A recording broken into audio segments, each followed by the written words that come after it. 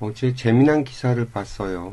미국에서 AI 때문에 해고가 됐던, 대량 해고됐던 사람들의 한 35%가 다시 재채용되는 현상이 벌어지고 있대요. 이게 아직 표면화되고 드러나지 않아서 그렇지 데이터적으로는 이미 그런 현상들이 보여지고 있다 그래요. 이 AI가 단순 업무 처리는 했지만 이 복잡한 인간관계를 판단하거나 고객의 맥락을 이해하는 인간의 숙련도를 완전히 대체하지 못해서 오히려 고객들이 떠나는 일들이 벌어지면서 기업들이 다시 예전에 일하던 숙련된 직원들을 다시 고용하는 일이 벌어지고 있다고 합니다. 이걸 가지고 두 가지 관점이 있어요. 하나는 기술 만능주의자들, 그러니까 지금 현재 AI를 갖다가 펌프질을 하고 있는 그쪽 진영의 사람들은 이게 하나의 과도기다. 그래서 AI 운영자의 수요가 필요로 한 거다. 그러면서 단순하게 옛날에 숙련된 사람들이 재고용되는 게 아니라 역할의 재정의를 하는 거다라는 그런 논조를 가지고 말을 하는 사람들이 있고, 또 이 사회주의자들, 또 PC주의자들은 AI가 인간을 쫓아냈다가 다시 부르는 그런 기술적인 잔인함이다. 노동자의 존엄은 사라지고 기업의 필요에 따라 도구처럼 사용되는 노동 착취의 단면이다라고 주장들을 하죠. 둘 다 헛소리예요. 제가 볼 때는. 그 맥락의 근본을 전혀 이해하지 못하는 그런 얘기들인데, 그거에 대해서 설명을 좀 하고요. 또 하나는 팔런티어라는 기업이 있는데, 이 기업이 지금 유럽 사회에서 배척을 당하고 있다라는 얘기가 또 표면 위로 튀어나왔어요. 그러면서 이 팔런티어 총수가 니네들 앞으로 어떻게 할 거냐고 막말을 좀 쏟아냈다고 하더라고요. 이 일론 머스크도 그렇고, 이 팔런티어의 피터 틸도 그렇고, 그 소위 페이팔 마피아라고 하는 그쪽 그룹들이 가지고 있는 생각들을 읽어보면 굉장히 기술 중심의 사고방식을 가지고 있어요. 그러니까 기술이 모든 것을 다 대체해 나갈 수 있다라는 낙관주의자들이죠. 표면적으로 볼 때는 그들의 주장이 그럴싸해 보여요. 왜냐하면 상당히 많은 영역과 또 기업적인 성공에 있어서 우리들에게 보여주는 모습은 성공한 사람들로 보이니까 그들의 말이 영향력을 많이 갖고 있겠죠. 근데 이제 저는 이 두 가지 사건이 따로 떨어져 있는 게 아니라 하나로 보이더라고요. 첫 번째로 AI가 인간을 대체할 수 있다. 불가능해요. 이 AI라는 것에 대해서 지금 다들 착각들을 하는데, LLM이라고 하는 거대 언어 모델이라는 챗GPT가 만들어지면서 인간의 언어를 컴퓨터가 이해하기 시작했다라고 주장들을 해요. 근데 그건 말도 안 되는 소리예요. 컴퓨터는 계산기입니다. 그러니까 인간의 언어를 학습해서 인간의 언어를 이해하는 게 아니라 얘네들은 확률과 통계, 그리고 표준 편차라고 하는 수학적인 계산법을 이용을 해서 인간의 언어를 좌표의 어딘가에 점을 찍듯이 던져놓고 그 안에서 맥락으로 흐름을 잡아내는 거예요. 그러니까 AI가 지금 현재 우리들에게 답변을 내고 있는 건 기존에 자기들이 가지고 있던 데이터들, 거기에 대해서 명확하게 근거를 제시할 수 있고 그 데이터를 우리들한테 제공해 줄 수 있죠. 거의 인간의 모든 기록들을 다 가지고 있다고 봐야 될 테니까 그런 면에서는 굉장히 풍부한 자료를 갖고 있는 거니까 인간이 쫓아갈 수 없죠. 그 부분은 확실해요. 데이터적인 면으로 봤을 때. 그런데 이들이 문장을 만들고 맥락에 답변을 하는 건 확률과 통계에 의해서 계산돼서 나오는 거예요. 그러니까 우리처럼 감각적으로, 그리고 자신이 갖고 있는 어떤 신념과 가치관에 의해서 어떤 논리 체계를 가지고 대답을 하는 게 아니라 가장 많은 다수의 데이터들이 보여주는 그 확률적인 표준 편차 안에서, 그러니까 중간의 답, 그러니까 끄트머리, 양끄트머리 극단에 있는 것들은 얘네들은 그걸 노이즈, 그러니까 소음으로 처리를 해버려요. 그러니까 의미가 없는 것들로 처리를 해버린다고. 그리고 나서 그 중간에 분포한 것들, 가장 그럴싸한 것들을 골라서 문장을 만들고 말을 만들어서 그게 사실인 것처럼 우리들한테 대답을 한단 말이죠. 그래서 이게 사실이냐, 라고 했을 때 그러지 않아요. 왜냐하면 인간은 중간만 있는 게 아니거든. 그리고 중간에 있는 것들이 답이냐? 그렇지 않거든. 이 중간에 포함되지 않은 무수히 많은 논리들과 무수히 많은 삶과 이런 것들이 존재하고 있는데 그 중간에 어중간하게 걸쳐 있는 그 무언가를 답이라고 우리한테 제시할 뿐이거든. 얘네들은 계산에 의해서 그렇게 한단 말이에요. 이 계산기를 가지고 인간을 대처할 수 있다라고 생각하는 이 발상 자체가 난 되게 좀 비논리적이고, 인간의 언어를 이 계산기가 이해한다라고 말을 하는 자체도 되게 비논리적이거든요. 계산기는 인간을 대체할 수 없어요. 인간이 필요로 한 어떤 부분들을 훨씬 다른 인간들보다 빠르게 도와줄 수는 있지.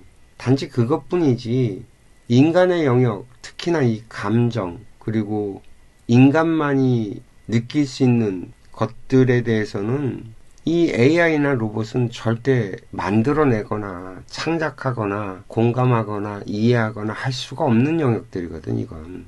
그러면 대량 해고됐던 사람들이 다시 복직을 하게 되고 현장으로 다시 돌아올 수밖에 없는 이유는 AI가 처리할 수 없는 사람과 사람 간의 관계의 문제라고. 대부분이 우리가 살아가면서 필요로 한 모든 것들은 인간의 관계 속에서 이루어지는데 AI는 이 관계 맺는 것들을 할 수가 없거든.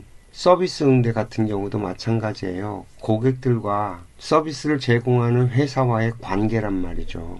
아주 많은 사람들이 필요로 하는, 그래서 매우 반복적이고 되풀이되는 어떠한 영역들이 분명히 존재하죠. 그걸 처리하는 거는 AI가 훨씬 잘해. 인간보다 더 기계적으로. 근데 사람과 사람 간의 대화를 통해서 주고받는 온기와 그 에너지 같은 것들은 AI가 해줄 수가 없거든.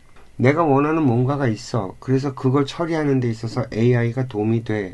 매우 좋죠. 그런 서비스에 대해서 사람들이 컴플레인 걸지는 않을 거예요. 그런데 뭔가 푸석푸석해. 고객의 충성도가 떨어진다고 점점. 어떤 사람은 그냥 그렇게 전화를 걸어서 이런저런 얘기를 하고 불평불만을 털어놓는 것만 갖고도 위로가 되고 뭔가 이렇게 서비스를 받았다는 느낌을 받거든. 문제를 해결하는 것보다도 그렇게 대화를 주고받고 관계를 맺어 가는 그런 상황들 속에서 위로를 받을 수 있거든. 그런 사람들의 충성도, 그 회사에 대한 고객 충성도는 AI가 대처해서 문제를 해결한 것보다 훨씬 더 강력할 수 있다는 거죠. 이런 부분들이 계산이 안 되는 거야. 왜? 이걸 정량화할 수가 없거든. 이게 그 근본 뿌리를 따져보면 어디로 가냐면 산업혁명 초창기 때도 그런 일이 벌어지만 2차 산업혁명이라고 하는 그 컨베이어 벨트가 만들어지던 시기에 어떤 일이 벌어졌냐면 한 1, 2년 차이로 테일러라는 양반이 테일러리즘이라는 것을 만들었다고 하는데, 뭐냐면 그동안에는 한 숙련공이 전체 작업에 다 관여를 하던 것을 이 테일러라는 사람은 다 쪼개버린 거예요. 여기서 여기까지 하는 일, 저기서 저기까지 하는 일, 그게 이어지게끔. 그래서 한 사람이 전체 공정을 다 관여하는 게 아니라 부분에 계속 반복적인 일을 할 수 있게끔. 그래서 이걸 시스템으로 만들어버리는, 효율성을 극대화시키는 방향의 어떤 이론을 내놨단 말이죠.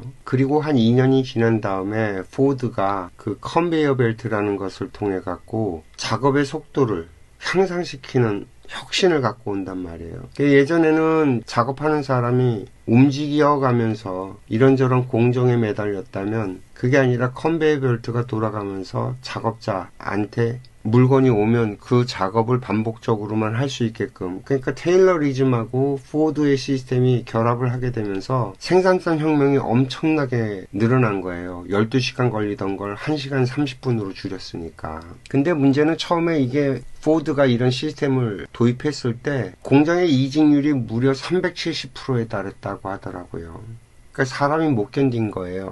여기에서 저는 그 두 가지가 보여요. 지금 사회주의자들, PC주의자들은 인간을 기계처럼 만들었다라고 주장을 하는데, 그거보다는 저는 어떤 느낌이었냐면, 포드가 이직률이 높아지니까 월급을 거의 2배 가까이 줘요.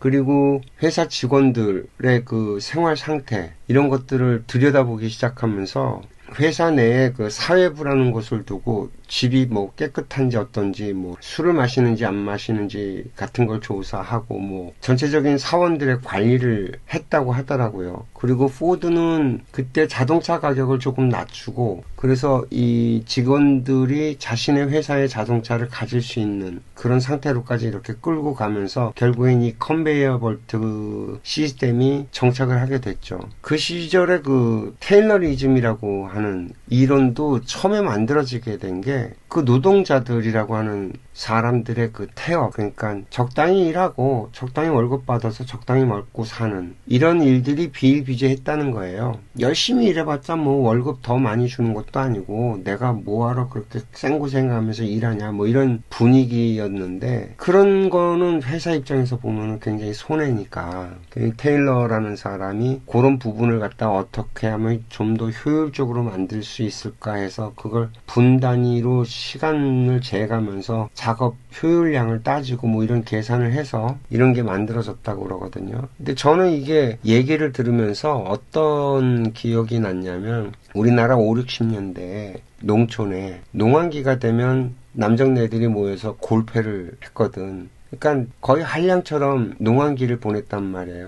근데 그 시절에, 그러니까 테일러리즘이 만들어지고 포드가 만들어지고 할 때 그 시절에 보통 일반적인 사람들의 지적 수준, 의식 수준 같은 것들이 굉장히 낮았다는 거예요. 글을 배우지도 못했고 대부분이 지적 수준도 그렇게 높지 못했고, 그래서 미래를 계산하고 미래를 꿈꾸고 하면서 더 나은 삶을 꿈꿀 수 있는 그런 힘들이 없었다고. 우리나라 5, 60년대에 농촌이 딱 그랬거든. 근데 우리나라에서는 박정희가 새마을운동을 펼치면서 근면자조협동이라는 구호를 딱 간단하게 던지고 문맹률을 낮추고 글을 누구나 배울 수 있게끔 가르치고, 그러면서 새마을운동을 통해서 사람들의 정신 개조를 한단 말이죠. 뭐냐면 내가 열심히 일한 만큼 달라지는 거야, 내 인생이. 포드의 전략도 그랬다는 거죠. 더 나은 시스템을 제공한 거예요. 근면하게 살면 잘 살 수 있다라는 어떤 것들을 보여주고, 그러면서 사람의 욕망은 성장을 하거든. 그 욕망이 스스로 동력이 돼서 이 사회를 건설하는데 모두가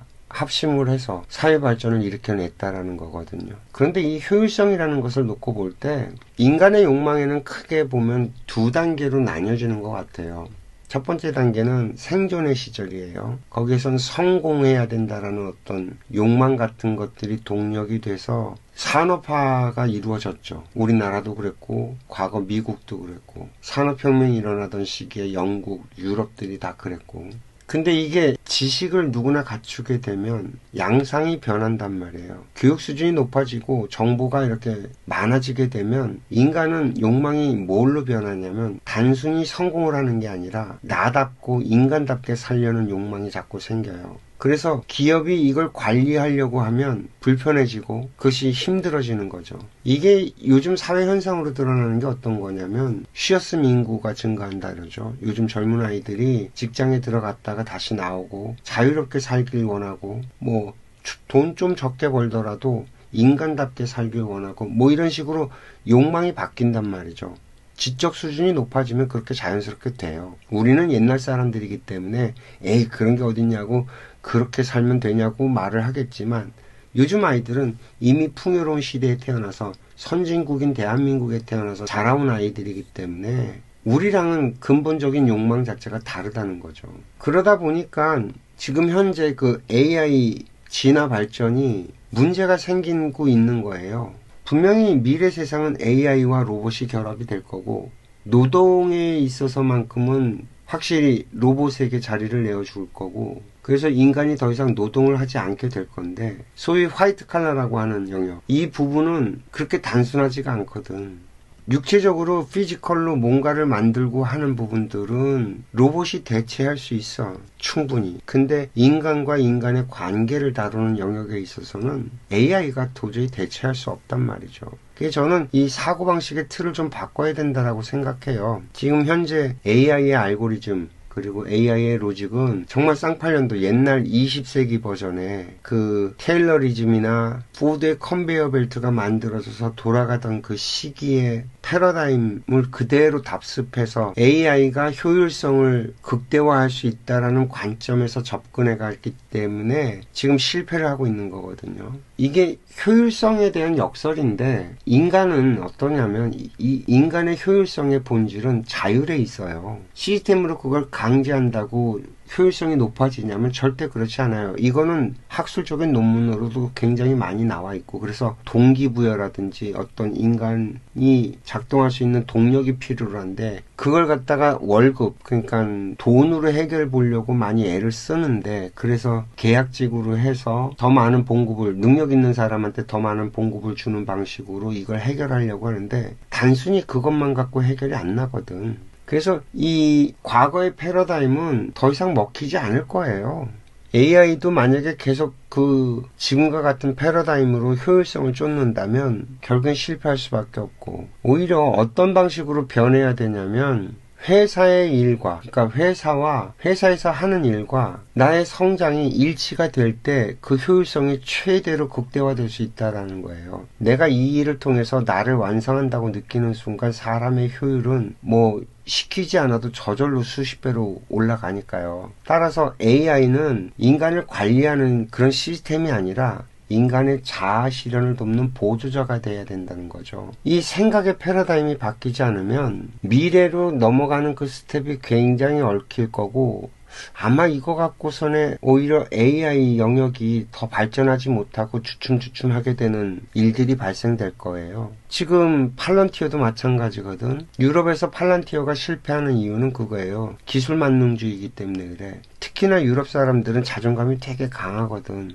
자기 프라이드가 굉장히 강하고 80년대까지만 해도 아메리카 양키라고 해서 미국 애들 알기 우습게 알았던 애들인데 이 팔런티어가 제공하는 시스템의 문제가 뭐냐면 관리 중심이에요. 관리를 어떻게 하면 효율적으로 할까라는 데 포커스가 맞춰져 있다고. 그 서비스를 받는 사람의 중심이 아니고 그 서비스를 받는 사람들이 만족해야지만 되는데 그게 아니라 그 인간을 전체를 다 관리하는 시스템에 포커스를 맞춰두고 거기에 효율성을 극대화시키는 거에 포커스를 맞추니까 저항을 맞을 수밖에 없죠. 어쨌든 간에 재밌는 거예요. 지금 우리나라 AI 때문에 AI 반도체 때문에 삼성과 하이닉스가 최고가를 찍었다가 지금 요 며칠 왔다리 갔다리 하죠. 주춤주춤하고 제가 전에 영상에서도 그런 얘기 했는데 무엇을 생각하든 너희들 계획대로 되지 않을 거다라고 제가 아주 단언을 했던 게 있는데 AI가 지금 현재 전 세계의 돈을 다 빨아들이고 있어요. 세계의 자본을 다 빨아들이고 있고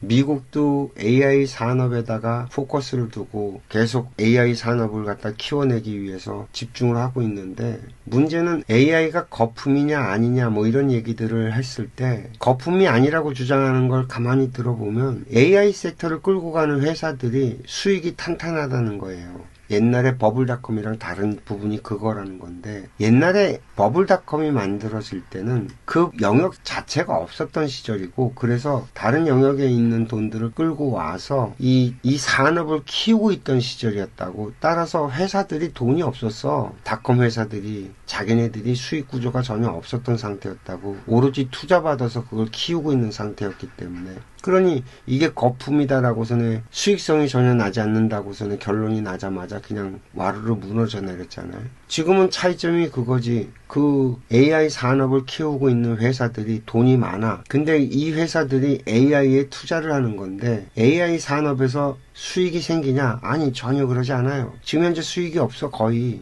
돈 잡아먹는 하마라니까. 그럼 돈이 어디서 있냐? 다른 데서 착실하게 벌어오던 돈을 여기에다가 꼬라박고 있다고. AI가 돈이 안 돼. 이게 언제까지 갈 것 같아요? 이게 수익이 만들어지려면 얼마나 많은 시간이 걸릴지 모르는데. 계속 끊임없이 그렇게 돈을 꼬라박을 수 있다? 글쎄요. 지금 일단은 이 싸움에서 지면 나락갈 것 같으니까 서로 경쟁하면서 여기다가 돈을 계속 꼬라박고는 있는데, 경쟁에서 밀리지 않기 위해서. 이 경쟁 때문에 엔비디아 젠슨왕만 논았잖아요. 우리나라 삼성이나 SK 하이닉스가 논하고, 경쟁 때문에 이 일이 벌어진 거거든. 근데 이 경쟁에서 지금 문제가 생기는 게 한두 개냐고. 엔비디아가 만드는 칩도 공급량에서 지금 문제가 덜거덕거리고 있지. 효율 면에서도 여러 가지 문제점들이 생겨갖고 덜거덕거리고 있지. 전력 문제. 이것도 해결이 안 돼서 지금 덜구덕거리고 있지. 자기네들이 원래 계산한 대로 흘러가지 않는다니까요, 지금. 모든 것들이. 이 산업이 계속 발전할 거라는 건 맞아. 그건 틀림이 없는데, 지금 세계의 사람들이 바라보는 것처럼 그렇게 기하급수적으로 막 무한해서 발전할 거냐? 그럴 수가 없어요. 해결해야 될 솔루션들이 너무 많아요. 복병들이 너무 많고. 오히려 수익은 어디서 생길 거냐? 피지컬 AI 쪽에서 수익이 더 먼저 생길 수 있다고. 그렇게 놓고 보면 현대가 지금 주가가 더 올라가야지. 현대는 주가가 바닥이고. 되게 이상한 현상이거든, 지금 현재 벌어지고 있는 일들이. 어쨌든 간에 오늘 얘기의 핵심은 그거예요. AI가 인간을 대체할 수 있느냐? 절대 불가능하다. AI는 인간을 돕는 아주 좋은 툴이지, 도구지. AI가 똑똑해져서 인간을 넘어서서 뭘 어쩌고저쩌고, 다 그거 헛소리라는 거예요. 그런 상상이 망상에 가깝다고. 그 전부 다 기술 만능주의자들이 그런 얘기들을 하는 건데, 봐요. 전 세계 인류가 80억이라고 치면 그 기술 만능주의자들은 전체의 5%도 안 돼요. 그 5%도 안 되는 애들이 나머지를 갖다가 잡아먹는다? 택도 없는 소리들이지. 아이고 참말로. 일론 머스크도 지가 뭐 꿈꾸던 것들 중에서 실패한 것들 많아요. 안 된 것들도 많고, 걔는 계속 전략을 바꿔가면서 되는 쪽으로 계속 이렇게 길을 바꿔가면서 가고 있는 중이지, 걔가 모든 것들을 설계했던 것들이 다 이루어졌냐? 그 어림도 없는 소리들을 하고 있어. 걔를 갖다가 너무 신으로 떠받드는 애들이 너무 많아. 빠들이. 팔란티어 빠들이 너무 많고. 전부 다 그 주식하는 놈들인데, 그게. 어림없는 소리들을 하고 있어, 참. 어쨌든 오늘 얘기는 여기까지 하겠습니다. 시청해주셔서 감사합니다.